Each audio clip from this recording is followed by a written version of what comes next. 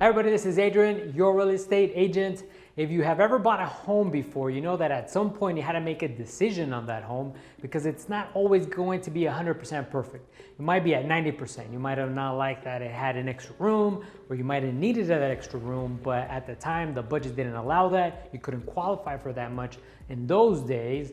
And now it might be different. On your second home, you might be able to get that home that you really wanted. But at some point when you're buying that home, you had to make the decision.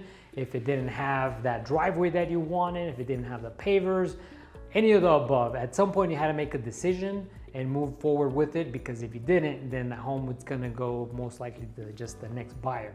Sometimes the market conditions aren't perfect when you're looking for a home. So sometimes there's just not enough homes on the market and there's too many buyers. The prices might be crazy for those days in particular. Some years are busier than others. Sometimes the homes aren't as good looking as they were before. There could be many reasons why the home isn't perfect at the time, but ultimately you had to make a decision. For example, my first broker back a few years described it just like this, and it's kind of funny. Just the same as marriage, you could always wait decades, months, years, who knows, days for the perfect person to come along, because if the person that's right in front of you right now is not perfect 100%, you may think that you could wait on forever, and potentially you could. But ultimately, at some point, you had to make a decision about that person and you had to commit to that person.